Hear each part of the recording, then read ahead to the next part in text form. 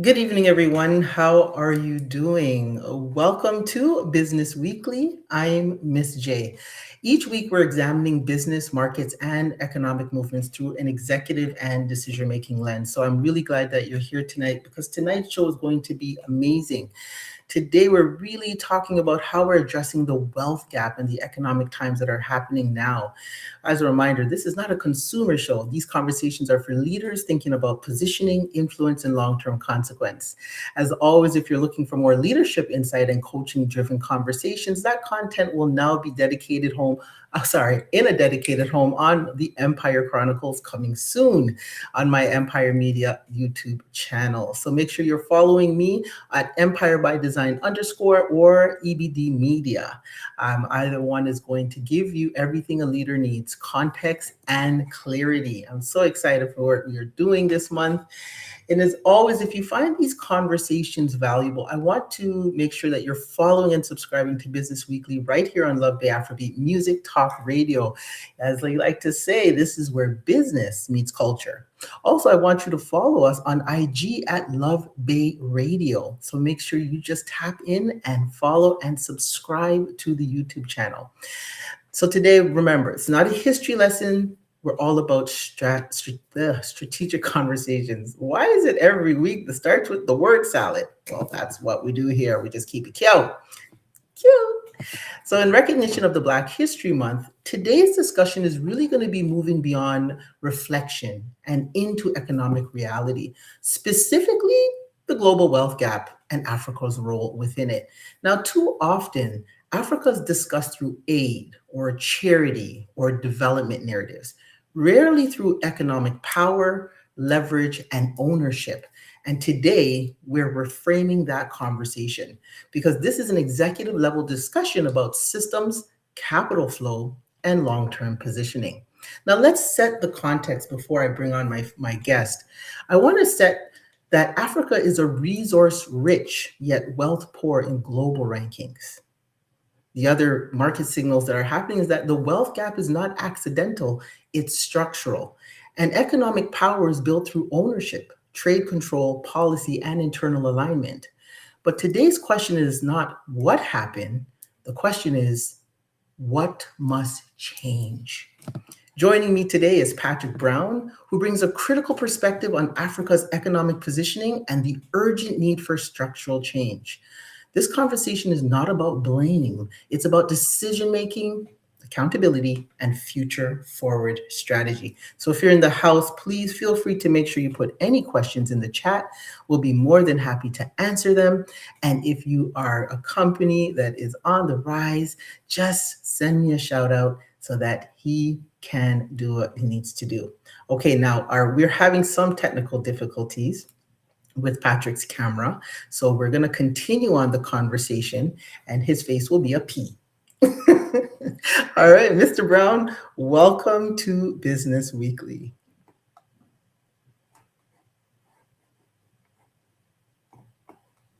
He's coming. Oh, there he is, the P. This is what we call our witness protection program. Just kidding. It's just technical difficulties. Could you hear me, sir? Yes. And you, me? Yes, I can. So sorry that we couldn't see you, but one can imagine. How are you doing today? I'm well, and I'm thankful. How are you? I am blessed and unstoppable. So together, we should make a really good conversation. I want to thank you for joining me today because, as you know, we're talking about the global wealth gap, right? And we know that Africa is often discussed through the aid and dependency formats. But from your perspective, what's the real economic issue being overlooked when Africa isn't positioned as a global economic power? My mind would say,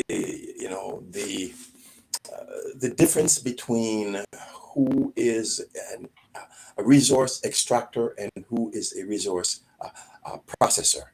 And Mhm. so over time, the resource richness has helped little because the home or the base of these resources is underneath the land on the continent. However, Mhm. the base of the processing is, thousands of kilometers away in the United States or in Europe. So primarily this gap itself that really puts because then you have to turn around and buy this thing that's processed, and so you have to pay for the transportation, and the wealth and the value added on the resources is captured elsewhere.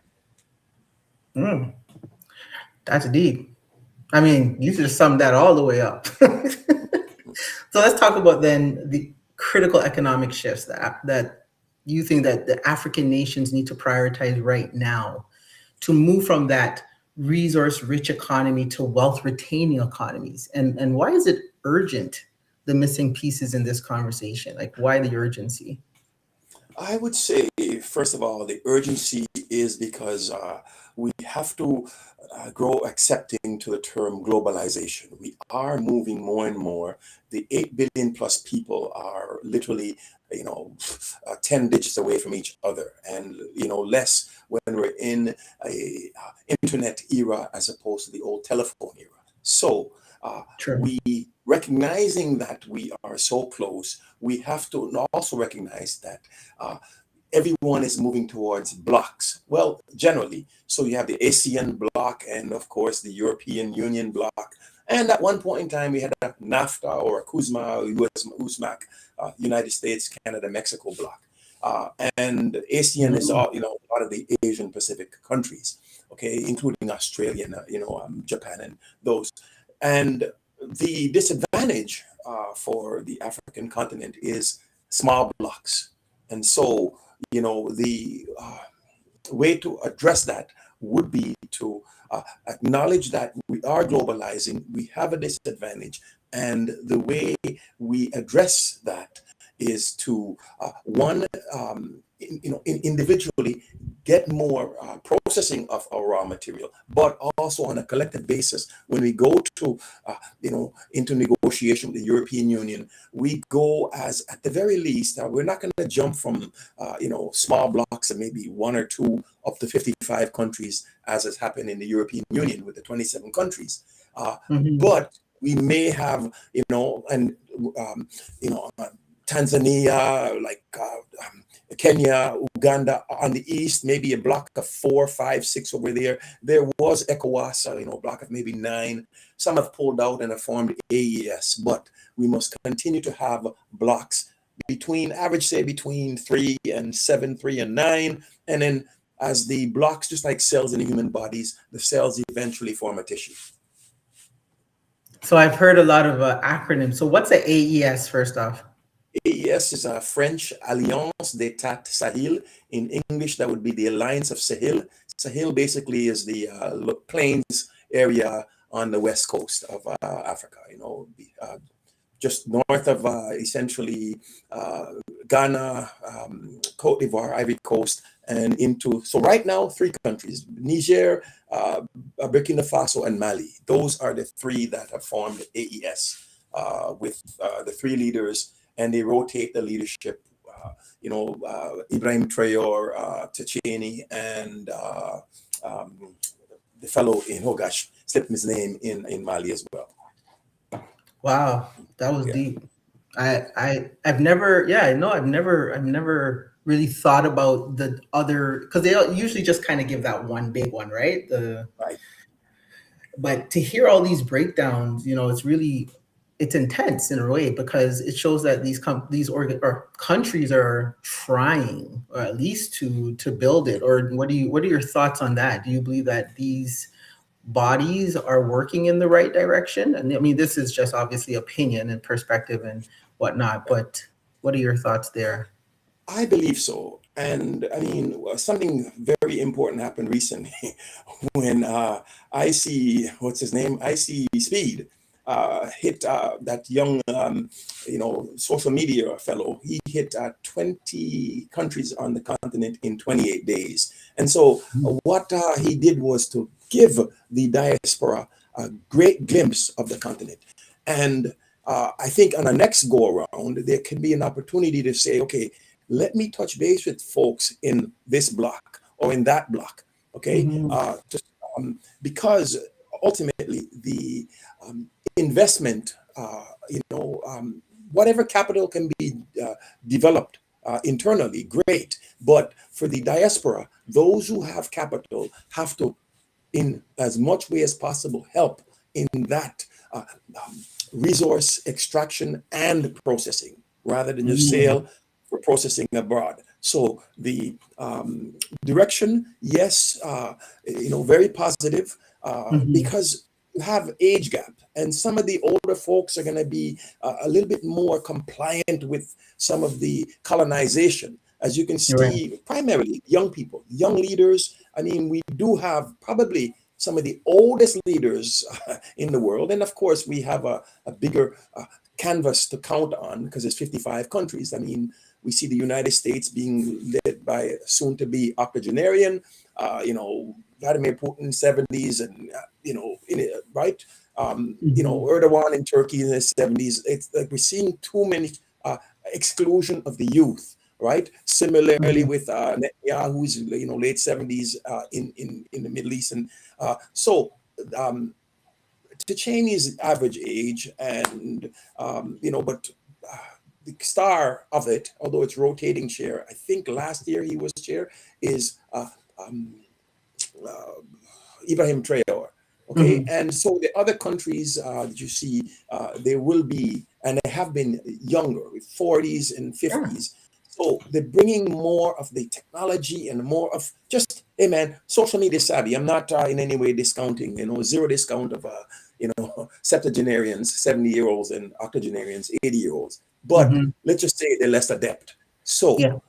in large ways, yes, it is positive. Continue the small blocks, down in the Mm-hmm. south, South Africa, and Zimbabwe and Mozambique, whatever, in that area, and continue until, as I said, small amounts of cells will form Right. a tissue, right? A liver Yeah. tissue, an organ, a kidney tissue until you have a kidney organ or a liver organ. So like small aggregates continue until they become large aggregates. Wow, mine's is simpler. Small steps to big change. Woo!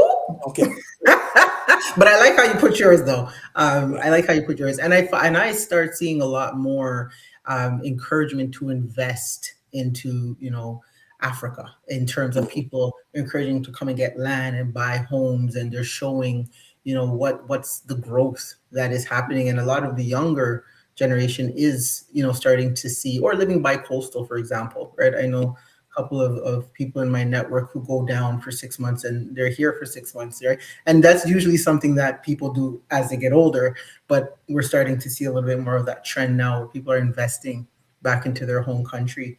How does internal economic fragmentation within Africa between nations, region, and leadership impact collective bargaining power on the global stage? Good question.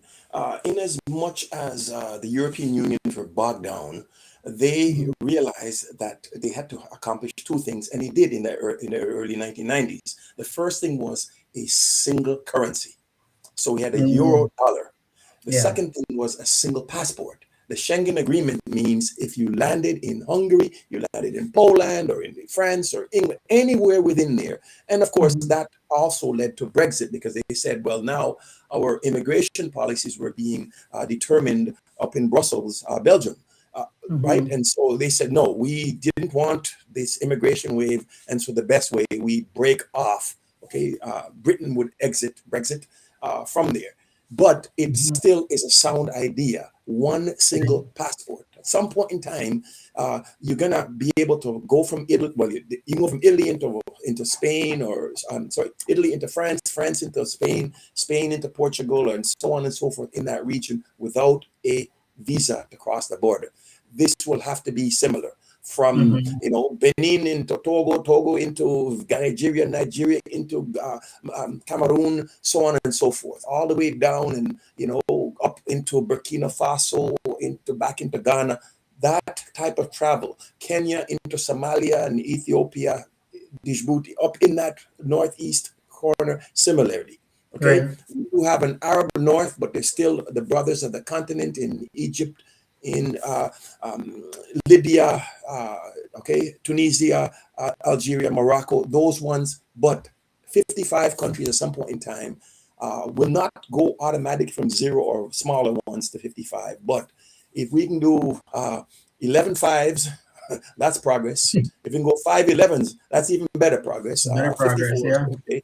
6 9s or 9 6s, but that gives you the progress. Absolutely, because without that, it's going to also mean difficulty into trade. Once you're in a block, the trade barriers in the block are literally removed. Right. Okay. Now, if the blocks as cells form a bigger, a conglomerate or a bigger aggregate, then Mhm. they will also remove, as you see the push now in Canada, to remove interprovincial barriers to trade to make it easier. Okay. And rather than trying to access markets abroad, uh, Mhm. the trade within would now open up 1.4 billion Africans to each other rather than wishing, trying to get cocoa off to Switzerland. Yeah, those are facts. I mean, we're facing somewhat of that same conversation right here in Canada with the different provinces, right? It's saying Mhm, like, why do we have all these trade agreements between provinces in the same country? mhm, It's. I think that's something that people are finally catching on to. You can't be united if you're divided within your own collective. mhm. So that was a powerful answer. Thank you. Just a quick mid-show reset. You're tuning in. If you're just coming in, welcome to Business Weekly on Love Bay Afrobeat Music Talk Radio, your home for insight, innovation, and inspiration. We'd like you to show your support by like, share, comment, and subscribe. Stay connected on the go by downloading the Love Bay Radio app from Apple App Store or Google Play. Make sure you're visiting our website to make a donation. I am not beyond begging. I tell people all the time, like, we got to get where we need to get. We need these coins to come through. Every contribution helps us to continue serving you. I mean, we are global. So, I mean, that's not cheap to run a global radio station, but Love Bait, we're doing it here nonetheless. So we'd like to hear from you. If you need to reach out, please contact us at 437-778-3299. And if you're just tuning in, we're discussing the addressing the wealth gap. And so far, we've covered a few strong pieces with Patrick Brown, who is, I mean, chef's kiss when it comes to information and downloading it to a perspective that's very easy to understand. So we talked about the shift of looking at Africa from the lens of more of the economics and the power that the country has versus through aid and dependency. Like, I'm tired of watching, I mean, they've been less, but these videos where these poor kids are running around, that's not what it is anymore. It's such a vibrant country, and it has a lot to offer. We also spoke about moving from resource rich economies to wealth retaining economies and what are some of those pieces. So, and last but not least, we touched on with the internal economic fragmentation, how does it have impact on collective bargaining? So if you've missed any of those answers, please feel free to hit the replay, which usually goes up tomorrow by 12 p.m. and really key in, share your comments on the show and ask questions. And I'm more than happy to pass them on and get those answers for you. So let's tune back in here. In your view, what role should African leadership, private enterprise, and diaspora capital play in reclaiming economic leverage? And where are we seeing resistance to change? Okay, so African leaders have to, be able to, one, grasp the importance of cooperation within a globalized economy. Uh, and the Mhm. private capitals owners also themselves have to realize that we do need to seize on more of the African traditions, in particular Ubuntu, which says, Mm. I am because you are, and I mean, because we are, and we are because I am. Okay, that Mm. type of interpenetration, that has to be what we have right now is a thought system that says, a European centric outlook, which says we will use people and love things, and we need to get to a place where we use things and love people. Yes. That thing has to be brought back, and to the extent Right. that we do, I mean, a gravitation away from that loving of things, we'll be able to get the private capital owners to say, listen, we understand how the Japanese culture has allowed them to, have Hiroshima and Nagasaki, but at the same time, to pump all their funds in there to move Japan from a destroyed country to the second largest economy in 20 years. In 1965, and similarly, when Fukushima nuclear plant went down, they were able to give them money, fix up the country, and and in this case, fix up the country where you are. At some point in time, there will be an African Union as there is a European Union, like a functional That's true. single, right? In Yes, some yeah, ways, and this is a challenge. In some ways, Europe has a single army. They have NATO per se. right, That will be part of the going forward. So that's in terms of the political leadership, understanding that you need to, work within blocks and leverage that to be able to get into better agreements with the South American countries, Mercosur, those who are in Mercosur, one conglomerate down there in ASEAN, with China, with India, right? And right. maybe eventually with the BRICS countries altogether, if they make a block. Okay, Hmm. so in terms of the leader, in terms of the capital, in terms of the diasporic capital owner, I've heard Steve Harvey said, recently, yeah, man, he's going to be pumping as much as he can. Those who have the deep Yes, pockets seek out, um, the economic opportunities, investment opportunities, simply because we need to recognize that without that in a globalized economy, we're already at a distance back. And if we fail to catch up, we will actually fall back further. And literally, we'll be facing down economic, what's that word, extinction, right. uh, 4 or 5 decades. You asked me a fourth part. So it was the leaders, those owners of capital on the continent, owners of capital in the diaspora. What was the fourth piece? And actually, where are we seeing resistance to change? Where do you Uh, see? the resistance to change. I mean, what we have, in my opinion, is cultural and psychological warfare that has been going on for 400 years. And you Mhm. need to do that to be able to have an unpaid workforce, whether on the continent or in the diaspora. The In every war there are casualties, and so Right. there's psychological death. So they may, biologically appear as an African, but psychologically they're dead and culturally dead to African centerness. And so Mm. this is now the root of the resistance, because, whether in the form of Islam or in Christianity, hey man, you may have picked up Buddhism, you may have gone into Sikhism or Hinduism, whatever, but foreign ideas, not that they're all bad, but the foreign ideas must be brought to us by foreigners who have an objective. And that objective is to bring about a psychological, sometimes it's psychological death, other times it's a slow uh, train wreck. It's a Yeah, psychological slow burn. AIDS. Yeah, yeah, yeah. Because AIDS is an acquired immunity deficiency. This is Hmm. not a biological AIDS, it's a psychological AIDS.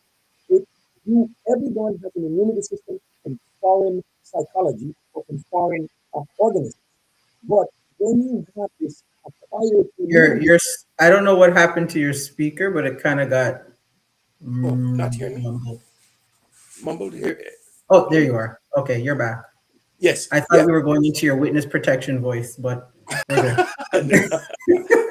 Yeah. So psychological aids, I say, is the source because, like the biological aids, it slowly lowers down the resistance, the immunity that we should have to foreign and destructive psychology. In the other case, it's foreign and destructive organisms. Uh, Right. but this now, you look at the person, and what you literally have is a fallen soldier. This soldier has fallen. They're in their uniform. You can see this is a person, melanin, person, but their mind is as good as an alien. And this now leads to the resistance. Some live on the continent and others in the diaspora.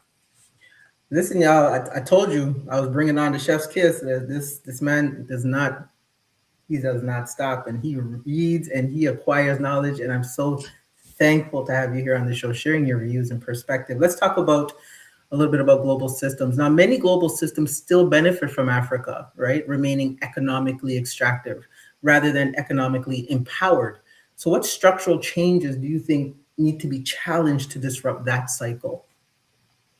Hmm. Structural changes. Well, as we alluded earlier, the ability to form blocks, that'll be a structural change, but Mhm. also internally, the ability to get the investment. Preferably, I mean, we know there are deep pockets over in China and, in other places, Russia, they'll come over. But where there is funding internally to, as best as possible, get the transportation system, because if you do want to move these things around, you're going to need trains and decent highways where you can have these semi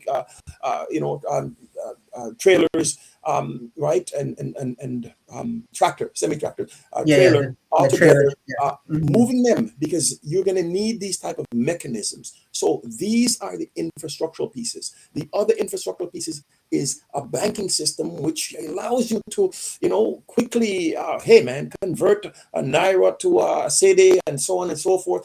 Eventually we're going to look Hmm. at a single currency, but in the meantime there are a massive amount of infrastructural adaptations internally and then externally. Like externally, there's your neighboring countries, to the extent that we can have a greater block and cooperation. Right. These things, right? You'll also have look. We have people in Quebec saying, "Man, I've never tasted an Ontario wine, but I get tons from New York." Well, in a similar way, I ain't never Hmm. had a piece of chocolate from next door in Guinea, but I've been getting chocolate from Switzerland. You see that type. Yep. No, so So true. infrastructurally, the trains, the airport systems, the highway systems, but also the banking systems. In a lot of ways, even the language system. Okay, at some point in time, it Mm. will be tough. 50 different languages in for Ghana, Nigeria. I mean, we could use English, Swahili, or something. Various infrastructure. Hmm. So there's definitely, and you hit a point. There's so much correlation between, you know, and I say this very loosely, just in terms of alcohol. Let's just start there. How easily we are, to your point, psychologically conditioned to believe that what we don't have is not good enough. Meaning, when they took when the tariffs came, and Canada, they were taking the alcohol off the shelves. And when I'm in the liquor store, I like to call it the lickmo. You hear the complaining. Oh my God, they don't, da, da, da. But the store is still full of product. There's every shelf. There's but it's from Canada, or where or from a different country. And I still hear this penetrating need that we need to have what the US was providing. And to me, it sounds, in a way, metaphorically, of course, that we have to learn how to build within. And our prime minister said that. They said that we have to learn how to become independent. We can't always be, dependent on everybody else to make our country great. And I think that in what you're saying, it's very much the same. Like, within there has to be, that collaborational piece that brings them to that wealth sustaining power. If you're thinking about looking forward, what does economic sovereignty for Africa actually look like in practice? And what decisions need to be made today to close the wealth gap over the next generation? Economic sovereignty will start within each of the 54 states. All right. Mhm. Sub-Saharan, below the Sahara, is the darker, our indigenous melanin African people. Of course, there, the Arab influx to the north, and of course, in between, you have a mixture of Arab African. In each of Mhm. these cases, you solve economic sovereignty on a location basis, unless you're already part of a block. If you are part of a block, you'll be solving it in a block of 3 or 4 or 5 Right, nations. Okay, and so the sovereignty says we have respect for each other within the block. We have trading terms. And the idea of the block is, preferential trading, preferential investment opportunities. This will right. be very key uh, to make sure that the development can be funded internally as much as possible. I, when Right. that comes about very slowly, then we recognize that if the development has to go ahead, many of the the people behind the development opportunities will have to turn for funds elsewhere, be China, Mm-hmm. be Yeah. Japan, Germany, type of thing. Preferably, though, if we're moving into that economic sovereignty, you start and you remove as much as possible the trading hindrances, any obstacles, any hurdles internally within your country. Okay, Right. sometimes you actually within your country have problems, province to province, right? Yeah. And then within your block, and eventually now interblock. So these three blocks, and Mm, eventually to rub it down the way the Europeans did, uh, brought it down to 27, well, now 26, the UK is out, with right. one currency, one passport, and literally one army. Hmm. You just broke that down. Okay, it's cool. Let me just write that down and throw it into motion. I want to ask you actually a back question here. So, do you believe that with the systems that are operating right now, that it's trending in the right direction? Hmm. System as in worldwide, system as on the continent, just Yeah, general. like, do you believe that they have systems that can compete? I mean, with the rest of the world, in essence, right? If they were to be looking at this structural change, do you believe that they're moving in the right direction? I mean, this is obviously not that you're the infrastructure head of Africa, but do you believe that they're starting to grasp the role of infrastructure within the country? I think there's enough people who have gotten themselves their psychological AZT, okay, this retrovirus that was very important to control the biological aids. We're gonna, and so there are enough leaders who are acquiring this retrovirus, this ability to now stop the deficiency in your Hmm. immune system. When the deficiency stops, that means you are becoming psychologically strong again and immune to be able to push off destructive ideas that come your way. When you're Hmm. unable to push off the destructive ideas, they take a hold of you, and you get all kinds of opportunistic, illnesses, mind illnesses, and you're quicker to, literally sell out, if you will, to external forces.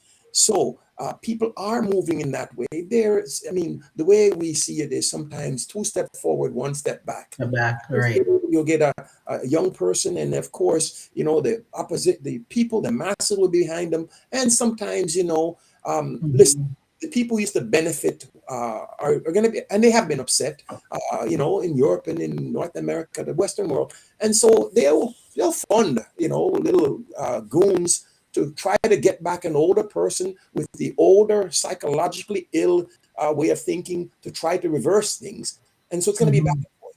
It will not be a smooth transition or development. We expect that there are times, but to be forewarned is to be forearmed. Your arms, yep. Recognize there's gonna be cool, and there's gonna be visits of helicopters in the night. You may you may be in a New York jail, right? Only you with I can't. Yes, but I hear you 100%. Recognize 100%. possibilities there, because I Yeah. external forces will not be pleased. There'll be zero pleasure to know that you're coming onto your feet, Hmm. because to the extent that you're dependent, that means I want to That's it. steal your wealth. So when that's reversed, understand you're going to have some real unhappy campers out there, Yep. okay? And they're going to be scheming, sitting down in corners and sharpening knives for you. That's to be Hmm. expected, Yeah. right? Yeah. So the leaders have to, and they are, right, into your small groups, into your small blocks, continuing, and eventually you rub out the lines between these 5 or 6 or 7 blocks to get Right. one. Okay, I will close with this. it already been tried. This is the 1963. That was Hmm. the beginning, the roots of the African Union. It was called at that time the OAU, Organization of African Unity, which, by Hmm. the way, Malcolm X had modeled his American organization, the OAAU, Organization of Afro Mm. American Unity. Got But it. it was the same thing, to be able to now and eventually get a permanent seat at the United Nations, right? We shouldn't scrap the United Nations. When you have good ideas being poorly implemented, do not scrap them, because the good Hmm. ideas, fix them. And so Right. fix the United Nations is a good idea. We need a place where we can come in, and so these leaders, in closing on the question, yes, we are moving in that direction, right? At the same time, we understand that as you move forward, sometimes there's going to be oppositional forces, especially as we have people suffering the psychological aids. But at the same time, Right. things are moving in the right direction. Certainly, there's a lot of inspiration from the AES, Alliance d'État Sahel. Okay, Mhm. Cheney, um, gosh, uh, uh, you know, Ibrahim Traore, and help me, somebody, the Help fellow, you, honey. yeah, I was just trying to figure out the AES still. And you Alliance, giving Alliance names. Etat Sahel. Okay, if it was Yeah. English, it would be Alliance of Sahel States, but that doesn't spell nicely because it comes out as AS. Anyways, Yeah. right? So you prefer the French. Yes. Let's just go with the French. Let's go with the Yes. French. Mhm. Thank you so much, Patrick. Okay. As we wrap up, remind everyone that Black History Month is not only about honoring the past, it's about designing the future. I want to thank you, Patrick, for your insights. I look forward to future conversations with you and with the camera on so Oh, people can yes, yes, see I where figured all that. this brilliance comes from. We Um, have a quick question before you leave mhm. from Combos with Carrie. Shout out to Carrie. Serve your life. What would you say is the need for social service businesses such as counseling, behavioral coaches, etc.? Absolutely a phenomenal one. We are people who have been removed from the land. We live in this type of situation where, like, we do not move around as much. These things are key. You didn't Mhm. see 10,000 years ago much mental illness on the Serengeti. But Mm. today, in our complex situation, right, um, the clinical definition of mental struggles is to be the degree to which the individual becomes separated from reality. And Mhm. what we're seeing is what is real is becoming distanced from many individuals. And so this is where, hopefully, with balance, so it's beyond just being trained in the professional counseling services, also having African sensitivity. Right. Okay, so I'm not in any way dismissing, good old Sigmund, or Jung, or Freud, what I mean, or Adler, these, but we have to recognize that in as much as the seed was planted in the late 1800, early 1900, with psychoanalysis there, that there needs to be sprinkling, as the way Amos Wilson, you can look him up, developmental psychology of the black child, brilliant analytical professional, passed away a few years ago, but he was in the New York State, New York City area. Amos, as in Amos, famous, Mhm. Wilson. Okay, so his work, and I'm sure there are others, to some extent, Naim Akbar, Florida State, these were people, I knew him back maybe in the 2000s. I don't know if they, well, uh, rest in power, Amos Wilson. I am unsure if Naim Akbar, but there are others. And so Mhm. the answer to Sister Carrie's question, absolutely, there will be a need for that. It'll be, as with economic development, psychological development will travel in the same direction. That is to say, small aggregates, you do it here. But as we go forward, there's still going to be everybody. You know what? Even the counselor needs a counselor. Yeah, that's what we say all the time. Coaches need coaches. Yeah, that's very true. Thank you so much, Mr. Brown. All right. And thank you for still, being 100%, even though we had some technical difficulties today. I truly appreciate you being here and I look forward to future conversations with you. All So right. take Likewise. care. Okay. All right, as we move on to the last segment, what's in the news and why should it matter? Before we do that, let's just do another mid-show reset. Remember, here you're tuned into Business Weekly on Love Bay Afrobeat Music Talk Radio, your home for insight, innovation, and inspiration. Please show your support, like, share, comment, and subscribe. Stay connected on the go by downloading the Love Bay Radio app from the Apple App Store or Google Play. That way you can have me in your ear all the time. You see that there? This is how I'm making it possible. Never tell me that you can't come to the live. I'm not worried. Press play on your app. And also visit our website to make a donation. Every contribution helps us to continue serving you, and we'd like to hear from you. So please reach out at 437-778-3299. Today we were discussing addressing the wealth gap, and we were talking about the economic power that be, and with Mr. Patrick Brown. And I am so glad that I had the opportunity to share his insights and wisdom with you because I get to glean from them all the time. So let's move on to what's in the news. Let me just get this ready for you. Okay, yes. All right. So, Mr. T, you can throw me up on this side here. Perfect. So, what's in the news? Well, let's talk about de-dollarization is no longer a theory. What's happening? Well, more countries are exploring trade agreements that bypass the US dollar, settling transactions in local or alternative currencies. Now, why does this matter to you as an executive? Well, currency dominance equals geopolitical power, and reduced reliance on the dollar reshapes global trade leverage. And resource rich regions that price exports in foreign currencies lose negotiating power. And what does that do for the wealth gap signal? Well, whoever controls currency terms controls wealth flow. So, ooh, get on top of that. Get on top of it. Next up in the news is the sovereign debt pressure in emerging markets. What's happening? Well, several emerging economies are facing debt restructuring conversations, tighter lending conditions, and IMF pressure. This matters because debt dictates policy, spending, and national priorities, and high debt servicing crowds out investment in infrastructure and innovation. And last but not least, private capital fills gaps, often on unfavorable terms. So the wealth gap signal here is debt dependency delays economic sovereignty. Again, you should be always having your ear to the ground and keeping your eyes appeared for this market signals. And I talk about these signals every week because this is how the wealth stay wealthy, right? They are tuned into what's happening in the world, and no matter how big or small their businesses are, they're given the ability to react instead of, or sorry, take action instead of being reactive. Now, the fourth one coming in, I think we talked about the sovereign debt. Now we're talking about the control of critical minerals. So what's happening now is that global competition for lithium, cobalt, and rare earth minerals is intensifying, and many are sourced from Africa, as we were talking about earlier. And this matters because these minerals underpin EVs, AI hardware, and clean energy. Do you see some of the things that you probably lose here? Well, if there's exporting of raw minerals without processing locks in low margins, and ownership of processing equals compounding wealth. So the wealth gap signal here is resource ownership without refinement is extraction, not power.